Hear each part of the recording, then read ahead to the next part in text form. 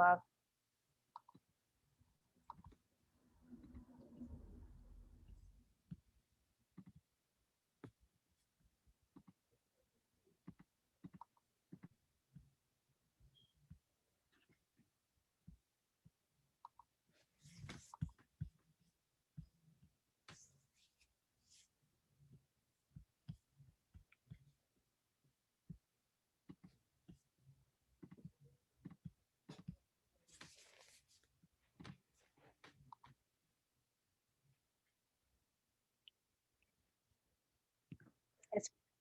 It's preparing the live. Awesome. Yeah. I'm excited. No worries. You're fine. Oh, I forgot to do something. Sorry. No worries. Public. Yeah.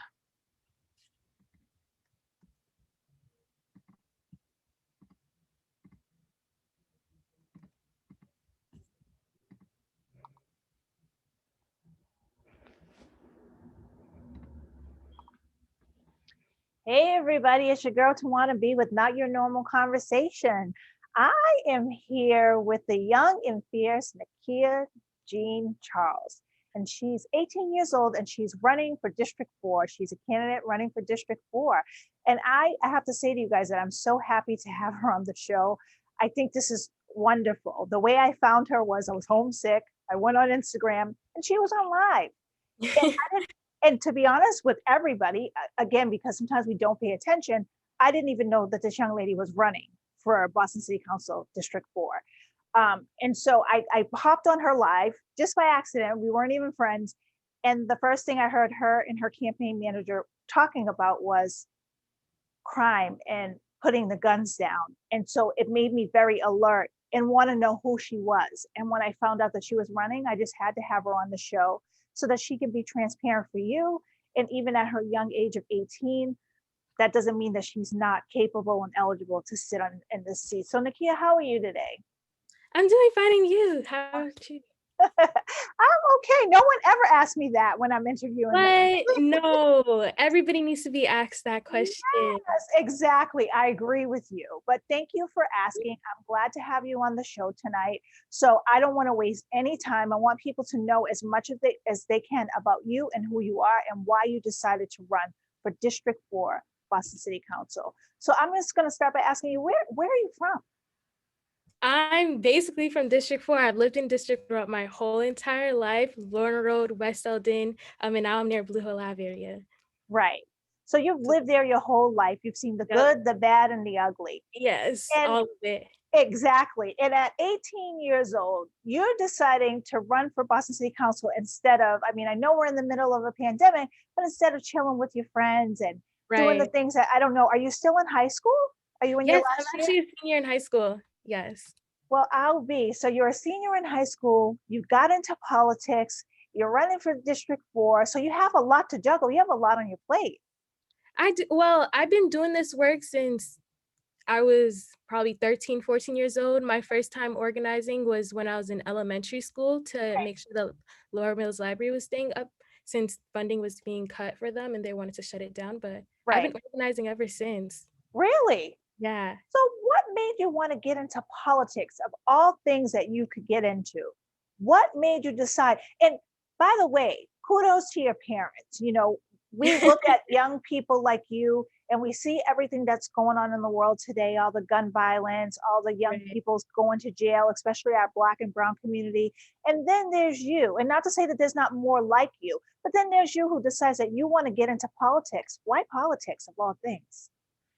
So beginning when I was like 13 or 14 years old, I started youth organizing around there with this program, St. Stephen's Youth Programs, which is right in the South End. And they taught me a lot when it came to organizing. And I just saw all the problems that was happening in our communities, the lack of funding for our schools. I went to Cathedral High School, by the way, Catholic school. But I was like, because before I went to Cathedral, I went to Boston Green Academy, which is a charter school in Brighton. And I was like, funding is always getting cut from schools. We're always lacking resources. Our neighborhoods are not, don't even have sustainable resources themselves.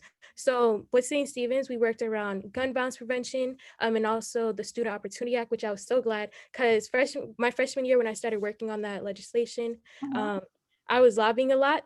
I always used to go to the State House because Cathedral's right down the street. So all the legislators in there, they saw a group of kids, including myself, always coming in there because we were persistent, right? Because our schools deserve these resources. And Exactly. by junior year, which was last year, the legislation had passed, and I was so happy because we had worked diligently for all those years to make sure that our schools would be funded. So I'm always down to make sure our communities are safe, our communities have fully funded resources. And that's why I'm really running for office, because come September 21st for primaries, I'm running for office, and I want folks to vote for me, and they will vote for me because they know that I'm going to make that change. I'm going to make sure that the next generation, and also the current generation right now, is not going to have anything bad that happens to them, right? In terms of who's running for office, and especially with me at a young age, I looked up Right. to the elders. I made sure that I'm looking at what they did.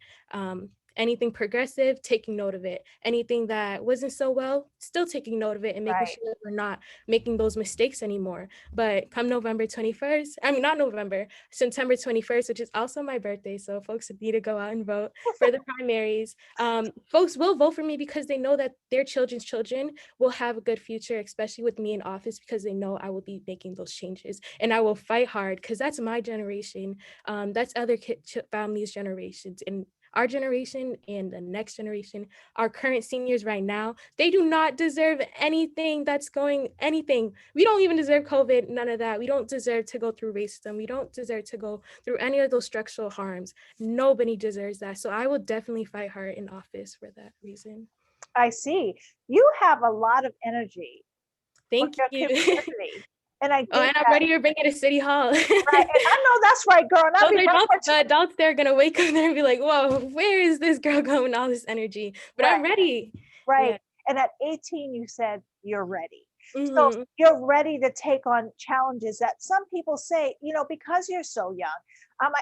My boyfriend was here the other day and I was talking about you. And I said that you were running for District 4, and I've been happy that I've gotten to know you, and I'm excited for you. And so I came back out and I looked at him and I go, listen, even if she doesn't take this seat, I could see her running for president one day. Wow. Wow. And I believe that you have something inside of you that Thank wants to protect and change the community for Black and Brown people.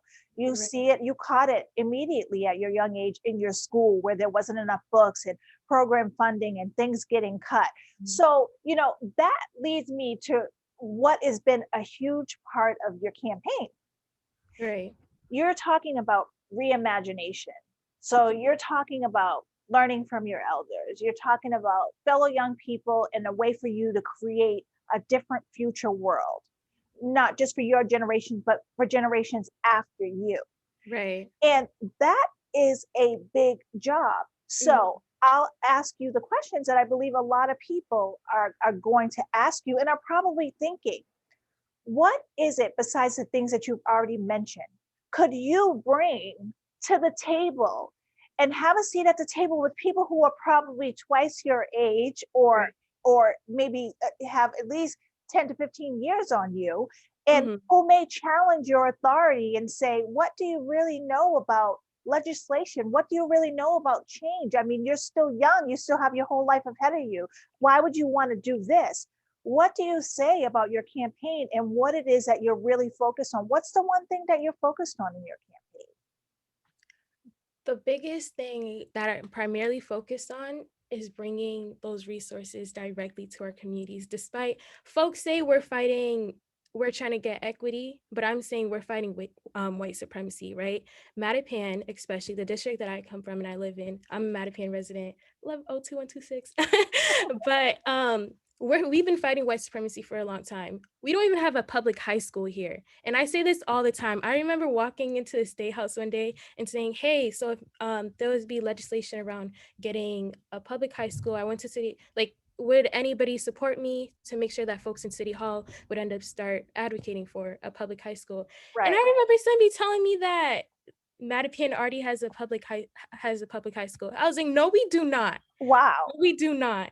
And I Wow. was like, so you're telling me, especially me, I was like a freshman that time. And me I dealt with those difficulties. Parents are still dealing, I don't even have a child or anything, but parents are having to deal with those difficulties of having to look for other places or from their communities. And we're allowing youth and younger generations to have to leave their communities to go get access to education. That is literally structural racism. That's white supremacy right there, making sure that we don't have access to education in our communities. So Right. primarily what I'm trying to bring is resources around violence prevention, right? In my platform, I made sure that I'm framing reimagination the way that we structure our words and how we do a framework. And so with public peace, some folks are like, so why don't you just say public safety? But we're reimagining the way that we talk about our words and making sure they're not harmful. And we're trying to reimagine things that are good for our communities. And I Right. can expand on like some of the stuff in there, but mostly I'm bringing resources that are away from harm and ending cycles of harm, especially like white supremacy. Right. Equity, some folks would just say. Right. Yeah. Right. So have you met any of the other candidates that are running for District 4? I've got a chance to, well, last week I was on a neighborhood association meeting and it was just like a panel of us just presenting. But I was personally able to have meetings with Brian, Joel. So you met Joel. Yeah, Joel was amazing. Yeah. I met Yes. Joel. He said he wanted to meet you when he was on my platform last, and I shouted you out on my last interview with him and said, she's kind of lit. I don't know, she definitely will give everybody a run for their money. So, Yeah. you've met with a lot of those guys. Do they intimidate you at all because they know so No, much? I mean, Joel's a school teacher. And I so know Joe's school is right next to my school. Cathedral's right next to what school is it? Ooh, Blackstone. That's where he I used to see him sometimes. He doesn't know that, but yeah. right. So you've met these guys. You don't feel intimidated by them. You feel like, hey, I deserve to run just as much as they do. We just have Right. different agendas. So Mhm. what do you think about small businesses in the community and ways to keep them up and running so that they can support their families? Do you plan to tackle that? Because that's a big challenge, especially with COVID going on and the PPE loans, whatever those loans are that they're giving out to Right. people for. What are you going to do about that? In all my platforms, I'm gonna make sure that I'm focusing around reimagination, accessibility, community, and transparency. So that means first and foremost, because we're still working on creating our small business platform, but of course there's things that I'm generalizing from around making sure we have a local relief fund, Right. but that also means businesses like Black women, especially women of color, are getting those funds. Because did you hear about that scandal where folks were, especially women businesses, were not getting access to those fundings that are being provided? And especially, we know language is already a barrier. Why Right. can't things just already be translated for folks and not let them have to go through the hassle of asking their child, hey, I know you're here, you're speaking English, so translate this for me. And Right. I've been one of those children too. Like I've had to translate government papers for my mom, and I'm like, hey, like all of us at a young age went through this, and a lot of us even struggled trying to tell our parents about what's on the document because it was just bigger words for us at that time. But of course, accessibility is one of the things I'm looking at, making sure we're being transparent and making sure folks know that they have access to these funds. Right. Definitely meeting with business owners soon. Some of the business owners I already are in contact with, well, will be in contact with for this platform is Cafe Juice Up. I don't know if folks know, but I had the Mattapan community fridge right there in Wow. Mattapan. I don't know if you heard about that fridge yet, but Talk to me about it. yeah, I started well also with folks in our community, the Mattapan community fridge, which basically tackles food justice, but we're giving food for free. So no need for the ID, no need for having this form of identification in terms of, do you have SNAP? Do you have these type of government paperwork? No, you just come to the fridge any hour of the day, 24/7 it's open. Come get food, any food that you need, you may take that. And we don't judge people at all. You don't know who's going to give food to the next person. You don't know who they're sharing with. And folks in the community are really appreciative of community fridges. There's one in Dorchester, Rosendale, and we're all just a network of making sure folks get access to free foods. And Cafe Juice Up, which is located right in Mattapan on Blue Hill Ave, they were so great that they allowed us to use their electricity and make sure the fridge is right there. So they're Wow. a small Black business too. So I'm definitely meeting with them, our small Black businesses. That is awesome. So does that refrigerator get stocked every day, or is it every couple of days, or how does that work? Because once they run out, then what do people do until it comes up again? It mostly runs on people and community power. I'm telling you. So our motto has always been take what you need, leave what you can, and folks could just put food in no matter what the hours. One of the pizza shop that's right there next to us, there was a guy. I mean, the owner. I forgot his name, but he had told me that you need to make sure that you're leaving food around like 10 p.m. and stuff because there's kids. You know how kids are like, I Right, don't want folks to see that I'm getting stuff for free right, down low. right, But yeah, they come around 12 a.m. or during the AM hours. And I'm trying to make sure that they have access to the foods during those hours. But what we have seen, especially with Mattapan with thousands of residents, there's only one fridge. right. That fridge goes empty a lot. Like once we put food in, it's out. But shout out to there's so many organizations that have been putting food in, but it really runs on community power and folks in the neighborhood saying, hey, I'm just gonna stop by and add food in. But we're still working on raising funds and also meeting with organizations that can make sure food goes in Right, throughout the whole day, 3 times a day. right. At least. I heard you say that you translate a lot for your mom. Where is she from? Where are your He's parents from Haiti. Yep, that's where the revolution blood came from and me fighting for justice and getting into politics. It's all in the blood. All the ancestors' works, they were like, nah, Nikkia, you're gonna from? make change when you grow up. So it definitely came from them. Right.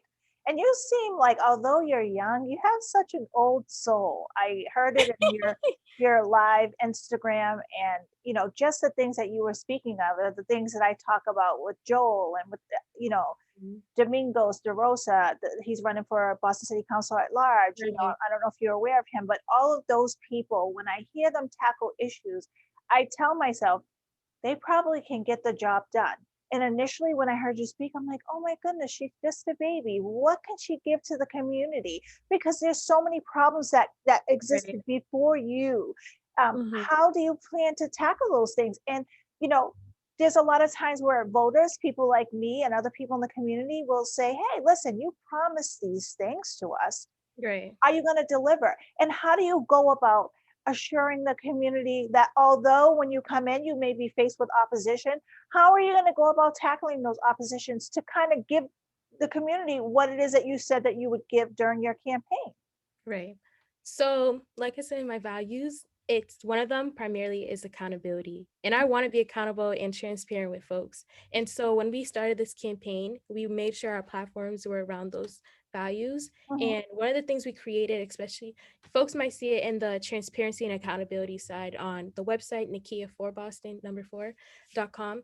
And underneath the transparency and accountability, we created the structure where folks who are any candidate or any person in office, we ask that you sign on or create one. It's basically an accountability pledge. So you're making sure you're not straying away from your values, making sure that you're always in the right with your constituents and you're actually meeting with constituents. Mhm. And then if you stray or if the constituents see you straying away from your values, moving Right, away from them, right, they are actually going to hold you accountable and they sign on to that pledge to hold me accountable. right. And I was so glad that we created this pledge because now folks actually have that access and linkage to me to make sure that they're going to hold me accountable. And if I were to ever stray away, hopefully never, they would end up having to meet with me through various types of ways. So you can meet with me on a meeting, meet with me either through any times that I'm available, meet with me then. And also I would have to make sure that I'm coming out with some type of result that would make sure I stray away from doing whatever that I did or making sure that I'm going to work on being in alliance with my constituents' needs. So I was very glad for that Right. product to be created, and I advocate all the other constituents to sign on to that pledge, but also for folks who are running to create at Right. least an accountability pledge. We spoke with who we spoke with Kendra Hicks about it. I spoke with Joel about it, Brian, Right. Will, and I asked them, can you at least like make sure you have that type of structure? Because I want all District 4 candidates, no matter what, to sign on to the structure and make sure that their constituents, and since we're all going to be their constituents too, to have that level of transparency and accountability with us, so they know if your constituent is saying that that they want you to do this, you Right. will carry out and deliver, Right. right? Mhm. Right. And that is awesome. I mean, it seems like you've taken a lot of time. Seems like you've been thinking about running since you were 10 or 11 years old. You seem very seasoned at what's going on in the community. And I guess living in the thick of it your whole life, you have no Mhm. choice but to see it. But the thing about you is not only did you see it, you said, I'm going to do something about this. Right. It's not about me hanging out with my friends, even though we're in the middle of COVID. It's not about, Mhm. going to parties. It's time for me to change my community to make it a safer and better place for Black and Brown people to live. And for Right. that, I commend you. So I feel like even if you don't take this seat, because there's always that possibility, will you Mhm. still be this involved in change and things that you want to see change in the community as far as reaching out to the person who does take that seat? Right. And what would be your approach to still staying active and still being a part of a community in a much bigger issue than just Dorchester and Mattapan? It's Roxbury, Mhm. it's everywhere. What Right. is your what do you plan to do about that? I'm definitely 100% always going to advocate for my community. So I have the fridge. I'm always going to be with the fridge, always going to be in community with folks. That was my number one value. Right, Well, all of them are my number one values, but right, that was the number one thing I was trying to run on and making sure I'm a community organizer, community first. And so I'm always going to be with my community. In terms of what I have for the future, if not were to be in office, my goals is always to advocate for what the community would like. So that either be me still organizing, and I'm always organizing, that's in my heart, it's in my blood, and making sure we get justice for our communities. But I'm always going to do the same thing in terms of advocating for our community's needs. Yeah, but that's primarily my goals and what I'm really running on. In terms of jobs, we'll get to that in the future, but right now I know I'm going to always advocate my heart to my community. how do you plan to tackle one of the biggest issues, not just in our communities but in the country? How do you Hmm. plan to tackle systemic racism? Sorry, I got tongue tied for a minute there. How do you plan on attacking that? I mean, again, um, I think that at this point, I want people to see past your age, because I feel like Right. a lot of times your eyes see with what my eyes may not see, because I'm older, so I'm not in the community as much. Now we're in the middle of a pandemic, but how do you plan to tackle social injustice, systemic racism, just racism, period? The Boston police and how they handle people in our communities. I mean, this is a big job. So how do you plan on attacking those issues? Because those are the most prominent issues that stand in front of us each and every day. Mm, right. So my motto is change is on the horizon. So I'm really, once I get into City Hall, we're writing up some paperwork and we're making change as soon as possible. And that also includes with us looking at structural change and harm from a cyclist level and making sure we're looking at the whole big picture and Mm. what it affects now and what affects later. Because we don't want to be making those decisions that affects folks that come in later. Right. And one of the biggest things when it comes to structural harm, and also systems of racism and white supremacy Mhm. is the incarceral state. It's the prison folks getting incarcerated, folks that are being arrested, folks that are it's all of it. It's keeping us back. It's holding us from opportunities. It's limiting us in terms of funding. And as folks already know, when it comes to the Boston police budget, there's around $414 million being given, and that's about like 182 times larger than the arts department. So we're looking at how we can divert funds from the Boston Police Department. And folks could read about this in our public peace platform, and we're making sure that those diverted funds are going back to our communities to make sure we're helping folks that have went through cycles of harm, helping folks that need those resources in terms of education, especially violence intervention work. I myself have lost people because of the violence that goes on in our district. So I'm making Right. sure that I'm centering survivors. And especially at a young age, I already said I'm gonna fight hard, like definitely hard to Right. getting a school in Mattapan. That's structural racism right there. I don't know who was ever thinking about that, but We was talking why about does that. it Mattapan have a high school? Like you know what you're doing. Right. And the fact that it's still not here, especially in the days of 2021, Mhm.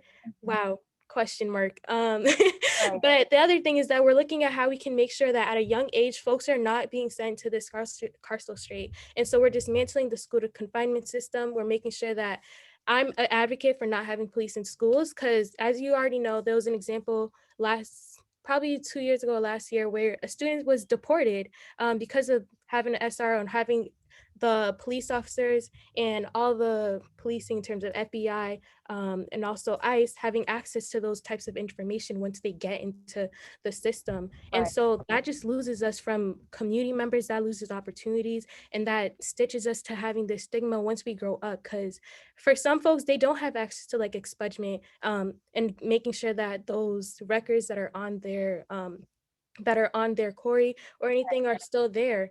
And that's unfortunate. You don't get a job, and then you have to find those jobs that are not so well or don't promote safety in our community. So that's how we're trying to look at structural racism, making sure our communities could be well developed and making sure that we're prioritizing our neighbors first. Now you spoke on immigration, and that was actually my next question for you. With your mom being Haitian descent, Mhm. you're Haitian, right? So your family, were you born here? I was born here, yes. Right. Mhm. So you were born here, but you do know and you do see that all the things that are going on as far as immigration and children Right. being taken away from their parents and their parents not knowing where they are for months. Mhm. With you having parents that are from Haiti, and although you were born here, you are Haitian. So, Right. what is your plan to see this through so that people who have lived here with their parents their whole life, they were born here like you, but their parents are from Haiti or from Jamaica or wherever they're from? How do you put a plan to this is a It is. humongous issue in in the world right Mhm. now. And I say to you again, this is a big job. And Right. so, with that being said, people are being deported. They're being taken away You're from their right, as we parents. speak. Mhm. Right, as we speak. And ICE is waiting. They're using the system that people plug people's names into, and they're going after people with a vengeance. How do Right. you plan to deter them from using this system for harm, to harm other people who are here to have a better life for them and for their children? Right, right. Thank you for asking that question. One of the major points you touched on is that this is a huge system, right? And it's continuously going even as we speak. Right. And I know, have you heard about the Free Haiti movement that's been going on No, lately? no, So I on have social not. media. Talk Well, to me even about that. there's a lot of damage issues that's happening with Haiti in terms of the president overstaying his term, in terms of the gang violence that's also been going on there. And just as folks were going through all that in Haiti, there Right, was planes that was sending folks who were here that didn't have their documents and all that, like all this crime, we're still sending people in to places that are not even well. right, Some folks would call it a war zone. I would never want to call my country a war zone. Don't ever right, disrespect us like that. And folks also know that literally France had took the money, like took money because of our independence, and right, we're still struggling from those issues.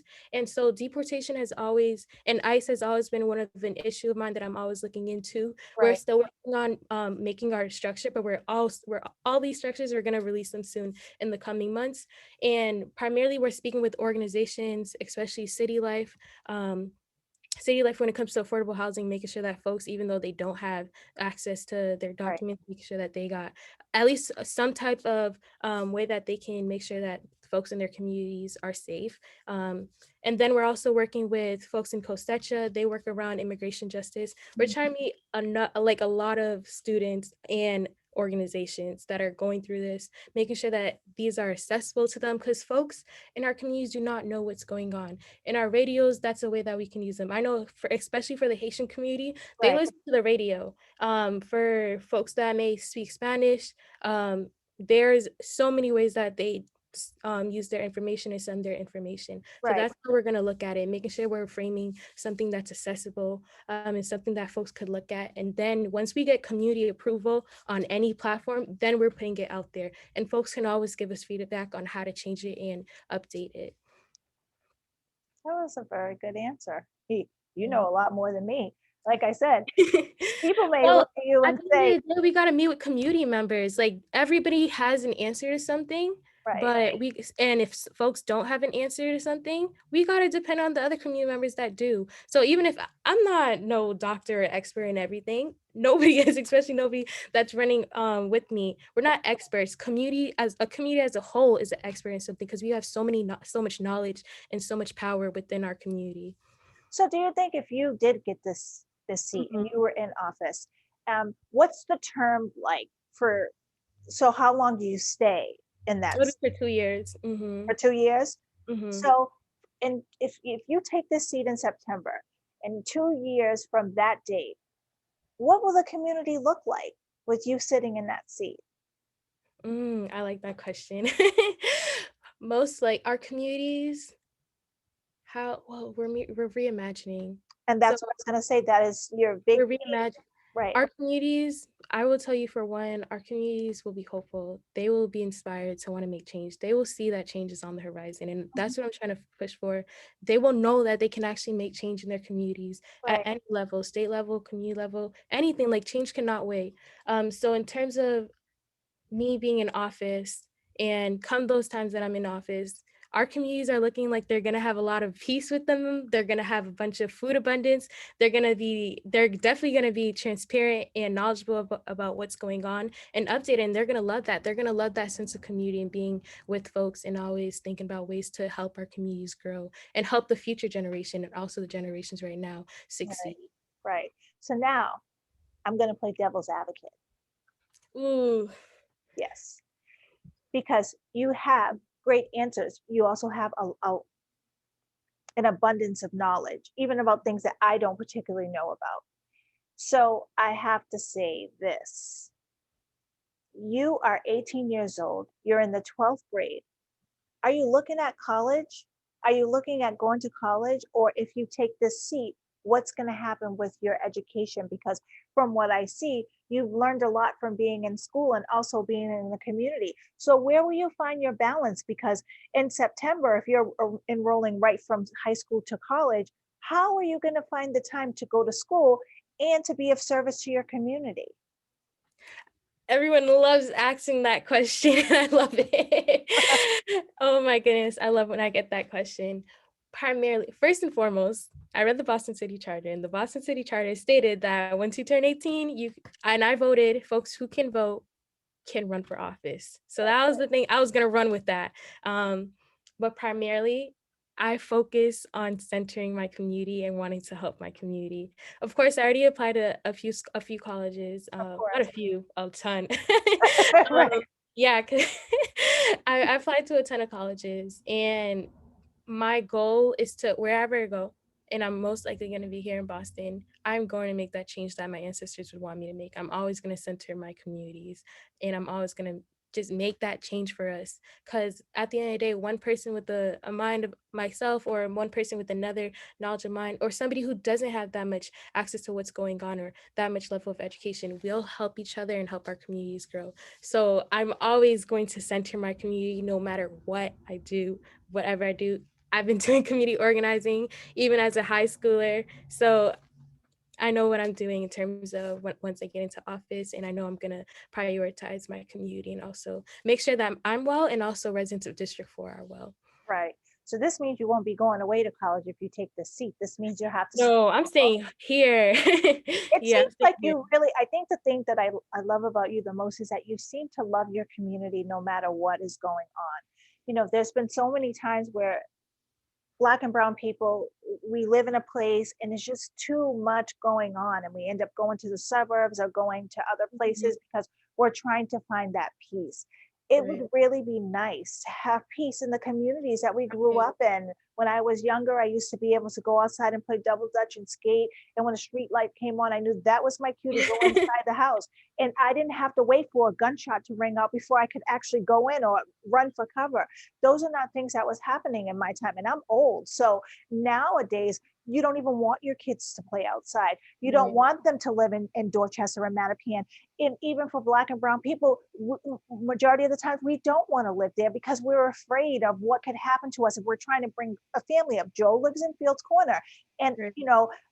I say to myself, I remember living in Dorchester, and I would say I have to move to a place that's nice and peaceful. People deserve to have that peace. Right. Especially with Black and brown communities, I find that we want the most, but sometimes we don't do the most. Right. Right. We I want results from Mhm. you who's running. We want you to do all the work. How are Definitely. you going to engage your community and making sure that they stay on top of what they want for themselves and for their family? Because a lot of times we look to the president, we look to the governor until they do Right. something we don't like. Now we're like, oh, well, they're going to do what's best for us because they're Black. So you're a Black young lady, and they're saying, oh, well, she would know what's best for us. It's time for us to engage the community. And this is why I have you here, because I want people to see your face.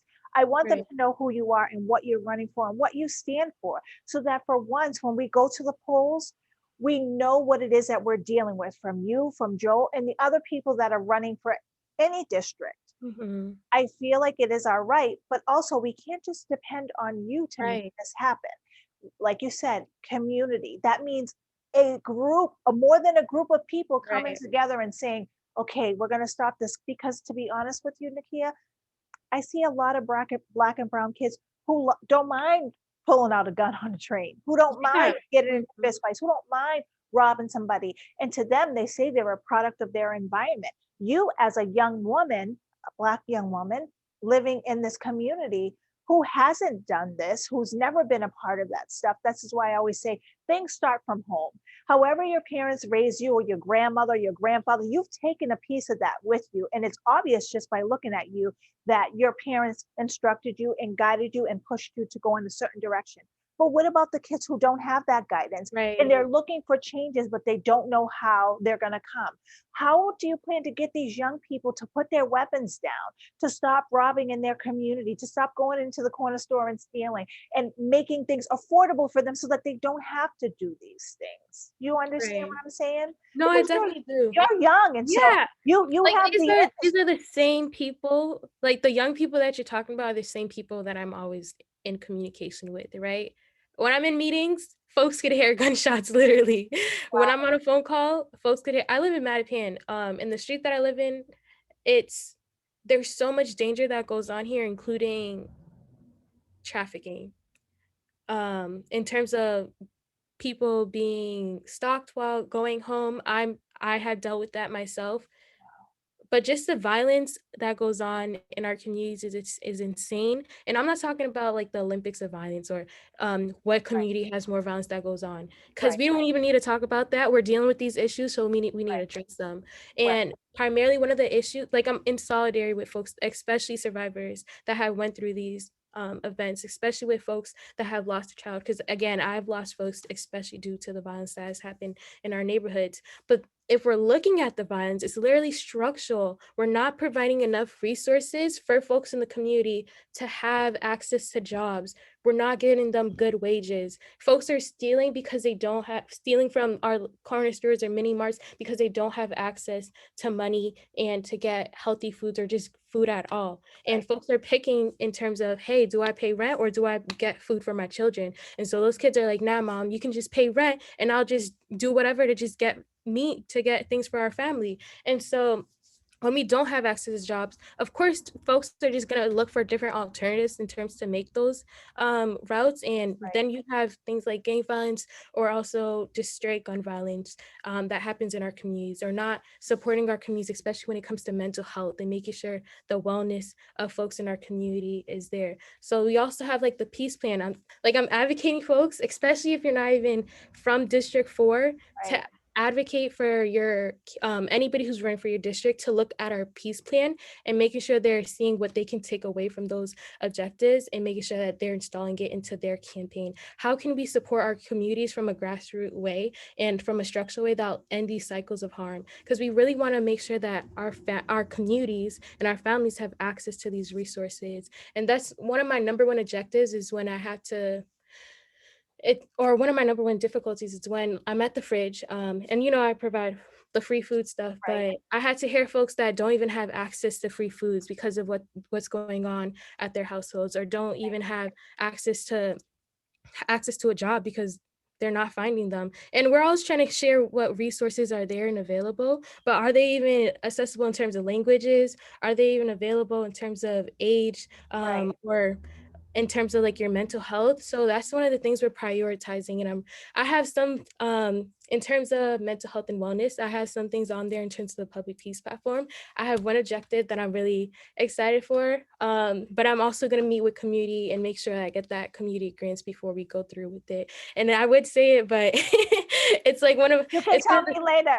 yeah, I'll tell you later, and I'll ask for your opinion definitely. Oh, thank But we're making sure that we're trying to sustain those peace at a grassroots level and making sure it starts at a young age to an old age and to where we're here right now. I do not want the next generation to have to go through the harm that we went through, the structural racism that we went through. It was just too damaging. It's too traumatizing. They do not deserve that. Nobody deserves that. Our Right. seniors do not deserve that, to not even have access to healthy foods, to not even be able to leave their house and find that free food. So when I have like food drives or things like that, some of the folks are like, yo, can I get more food? Especially because I have my neighbors who's upstairs, they're sick or they're older, whatever. And I'm like, yeah, go ahead. You don't need to ask me. Right. But yeah, just access like that. And I hate when folks are like, hey, no, you can't get this because you don't have SNAP. You can't get this because you don't have Right. identification. Like, Right. are you serious? Right. Or like even when you're at the grocery store and you're that coworker, you see that mom with the bill and Right. she can't pay it. Right. Just let her go. Yeah. Well, let me not say that because Yeah. hopefully the Right. small business folks don't get mad at me. But well, don't do it to a small business, but with the corporation. But anyways, you're like literally, how much is it gonna hurt you to make sure somebody gets access to food? Like those are necessities. It still bugs me out today that food and necessities cost money. Like, why do menstrual products cost money? Why do food itself alone cost money? Like, Right. we're looking at our system and we're saying we're putting sentences for folks that are murderers or have took somebody else's life. But our system is and not to be in terms of wording, not to hurt anybody, but the system is its own criminal itself. Literally, like you I are agree. killing people yourself. I You should agree. be charged for murder. Like what? But I'm all for restorative justice, by the way, before folks think that I'm not. And I also went through like circling too. So I respect anything that our indigenous folks done, anything that our elders are done, and I'm looking at them for ways that we can change our communities and make sure that peace is coming into our communities and for Right. the next generation too. Right. So I want to share something with you because I don't think you knew this. I think I was so happy that you were doing something great that I don't know if you had a chance to go on my website because I sent it to you, but I am a formerly incarcerated woman. Wow, for And real? yes, and you would have never known that had I not told you. But the reason why I am so passionate about doing this and the platform and how I use it is because I'm looking for change. And I know that change starts with you, but there are also systems that are designed for Black and Brown people to Right. fail. And, I've seen it time and time again. I have been in prison with women who can't read and write Mm, properly, and they're my age. Um, and I find that to be discouraging. And at this point, I said to myself the last time I came home that I needed to do something that was going to make a difference for community. And just so you know, at 45 years old, I'm just learning what community is and how mm, important it is to stand with people who need our help, no matter if I'm running for Boston City Council, if I'm picking it outside of the State House, if I'm picking it outside of the City Hall. I want people, especially Black and Brown people, to understand that this is not an I problem. It's a we problem. It's an I problem in the home when you have parents. It's a we problem when we're out in the community and we're scared to live in places that Mhm. other black and brown people who are the same color as us, but they don't want to live there because they were afraid of them or afraid that the kid may get harmed in some way. Those are things that I think need to change. Again, you look at me, you don't see someone that was incarcerated. I get that a lot, but at the end of the day, of course, I had to make some internal changes, but I also am looking towards the system that has failed me time and time again to make the necessary changes for people to move forward. Like you talked about quarries. What do you have? Because this is a big problem. There's Right. people who come from jail, and 9 times out of 10, they're thinking in their mind, I don't want to go back to jail. I want to Mhm. do the right thing. But opportunity presents themselves when they don't have money, when they don't have a place to live. Homelessness is a Right. big thing with people who are just coming out of custody, and also just in the Mhm. community, period. If you go down to Mass Ave, they're everywhere. They're just out there on, getting their methadone. And then all of these things. A guy just died down there. He got stabbed to death. We Mm. think about all of these things and we say, what can I do to change these things? But someone like you sitting in Boston City Council, you kind of have more access than we do to change things. Like they want to build another prison in Roxbury. Why are you building another prison? And there's homelessness. These Right. are the things that are going to be put on your plate. These are the things that people in the community are going to come and say, hey, listen, Miss Charles, my son was locked up and I know that he didn't want to keep going in and out of jail, but he can't get a job because he has this quarry that's attached to his back that even though he's done his time, he still can't get what he needs to survive. And you at 18 years old, you've never experienced those things. I mean, you've seen those things. I'm sure you've seen Mhm. people get arrested, but what do you plan to do about quarry reform and the fact that this is a big problem, and especially in the community you live in, because a lot of people that surround you have been incarcerated before or have died to gun violence. How do you plan to attack this issue? Because it is a big issue. Right. I'm glad you asked that question. Primarily, one of the biggest focuses around us and myself and also my team looking at reimagination is because we're trying to change these cycles of harm Right, that keeps on continuing us, right. especially with recidivism, folks just going back in and out of prison. Yes, yes. And especially with you being, and thank you for being able to tell me that story. Oh, of course. I myself, the day before Christmas last year, Uh-huh. so yeah, 2020, um, I got attacked near Mass Ave around 10 p.m. and it it was somebody who was drunk, but they were not well. Right, They were in distress too. And there was nobody out there. It was around like 10 p.m. the night. Don't even tell my parents this. I was still at work. I was about to leave work. Um, but anyways, I'm laughing now, but that's also like my laughing mechanism. And I think a lot of folks have that, and it's okay right, to have that. right, But I was so bad throughout that whole season. But what happened was they attacked me, but I was able to leave that area in that scene. And I had called my friends, and my family members, and they were able to help me. But then I also called 911 to see if anybody was in that area. And again, like we can't even, I can't even, 911 is just, they're not for me. I don't know why. They just weren't trying to help me. They literally ignored me multiple times. And I had to just find different alternatives and also ended up having to lean on my community. That's at the end of the day, nobody else helped me except for my community that day, well, that night. Um, and so when I called, after like a while, there was like literally 3 cop cars sitting out there, and none of them were doing that much. And then they're like all empty. And I was like, are you serious? right, And then afterward, they had confronted me and said, hey, what had happened, this, that, and they asked me, how did the person look like? And I'm thinking, because like I've been a community organizer, I'm thinking of all the issues that even if a time where I was just harmed and not okay, I have asthma, my heart is bumping like crazy, and right, I'm like, I'm thinking about the person who just harmed me and what their future is gonna look like, and I know that they're gonna have to deal with this on their record, right? right, I know it's gonna be hard for them to get access to a job because you're literally harming a minor. Um, and so at that time, I was just like, you know what? I don't even care anymore. And I was working security. I don't even know why I ever took that job because I believe in restorative justice, but it was a good job that was paying well, not a good job. But anyways, um, the factor is that like they had pressured me so much, the police officers had pressured me so much to say, like, who is this person? How do they look like? right, And I was like, but you want to send them to jail? I don't want to do that. Like, I'm not trying to do that. They don't even have access to the job. They just made a mistake, right? I was able to forgive. And I think a lot of survivors and folks that are victims of being attacked have went through this. Right. But at the end of the day, we're looking at how we can help our community members. And I was trying to say that literally, what are you going to do to help this guy?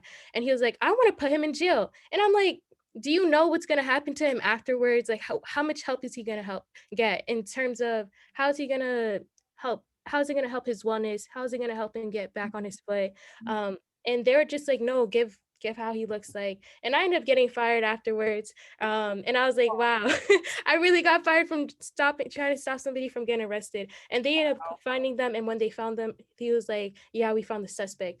Those words are harmful itself.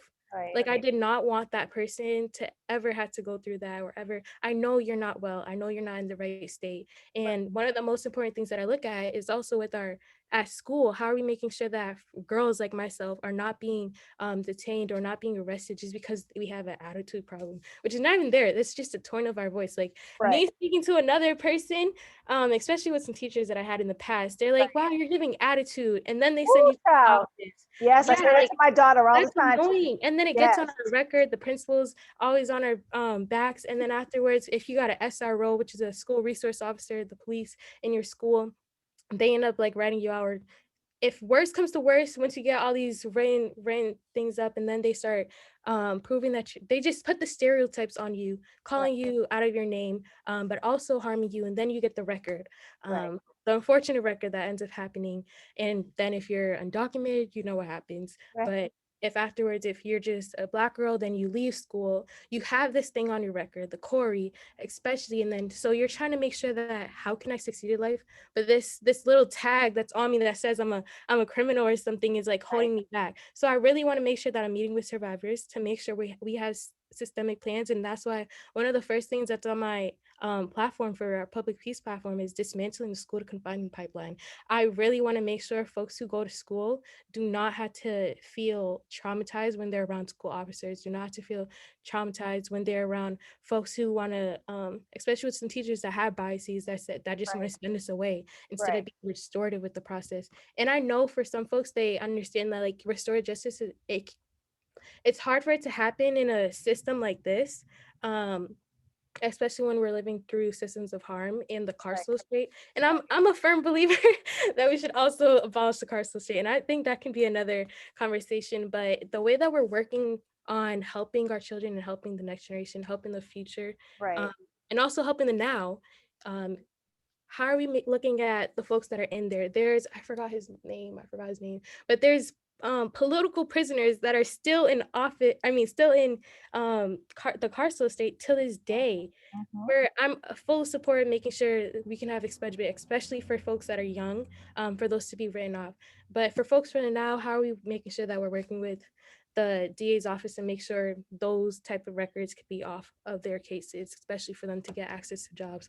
Those petty little crimes, stealing, those should Right. not even get on there. Like Right. it's hard for you to get access to your needs, especially during a state that we live in, Right. especially for COVID. Like, hello, poverty at your door. Just Makes it 10 excuse times it. worse. It makes it 10 times worse. And I think that a lot of times, especially for Black and brown people, we have a hard time connecting with the police.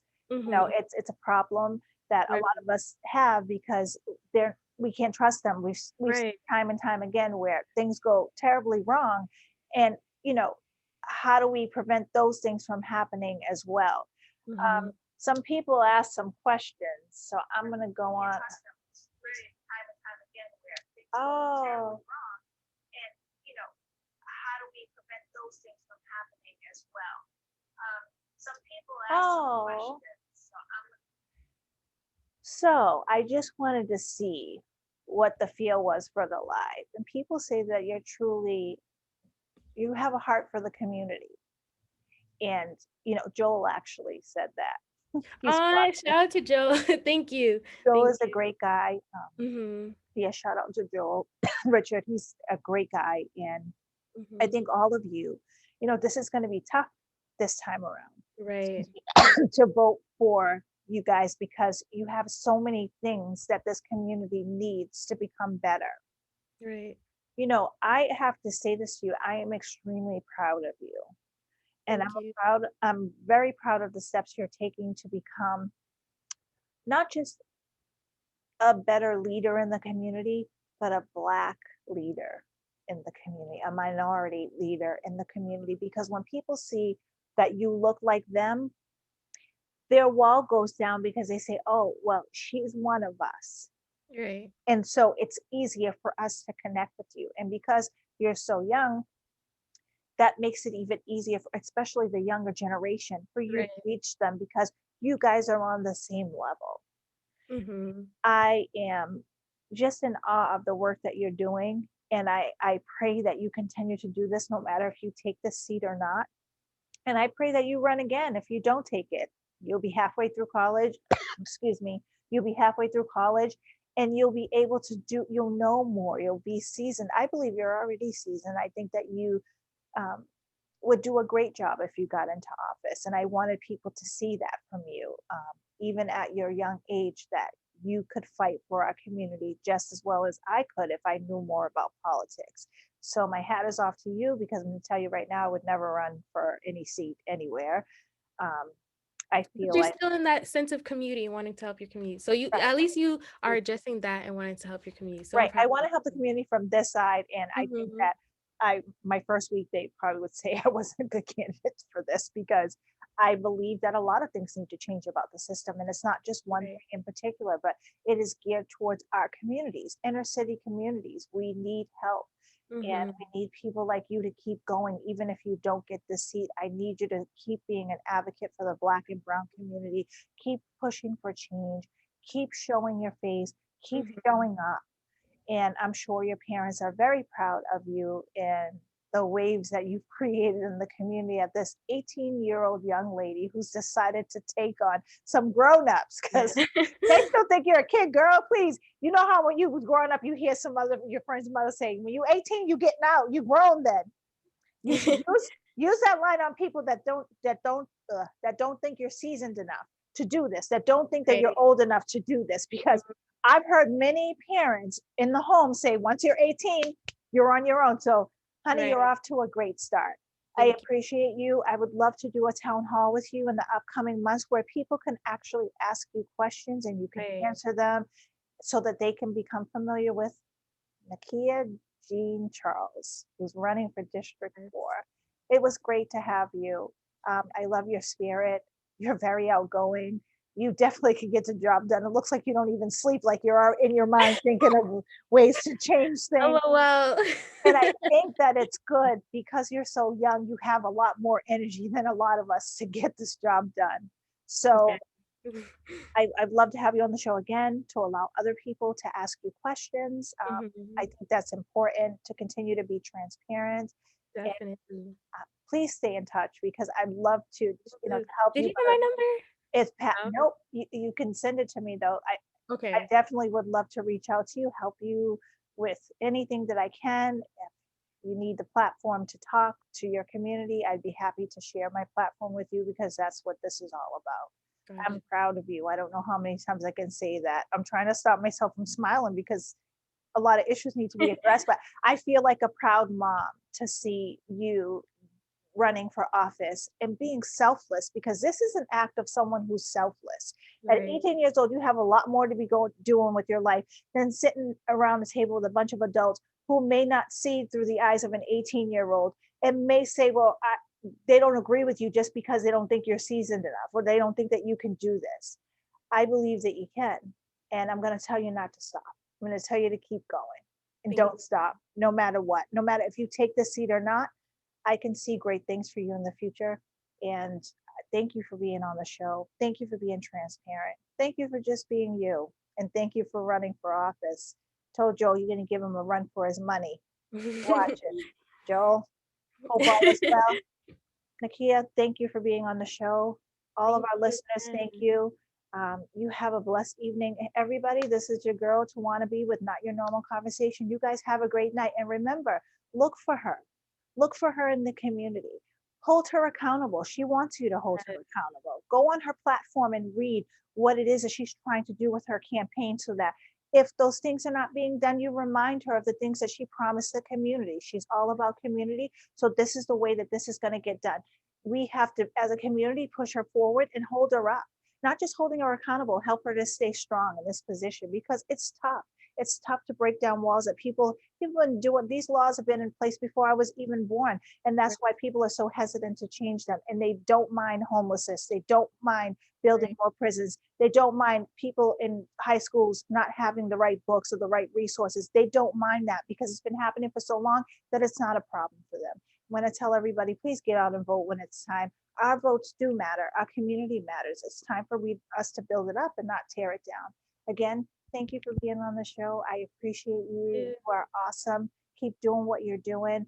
And I pray that you get into a good school. I would love to see you go to a Black college, but since you're all about community, I know you're not going anywhere. There needs to be one here, though. Absolutely. That's something you could work on. Oh, will do, definitely. I think that you definitely have. You definitely have we have a chance to do it with the high school, to bring a high school here in Mattapan. We can just, Mattapan is a zip code with so many Black people and also folks that are Hispanic. So more we can colleges, less jails. Yes. And more housing, less jails. Yes. Amen to that. You have a great night, sweetie. And thank you, everybody, for tuning in. God bless you all. Stay tuned. I'll see you on Wednesday when I'm speaking to Domingos DeRosa, who's running for Boston City Council at large. And we all know that he does not hold back. So you guys stay tuned, and I'll see you on Wednesday.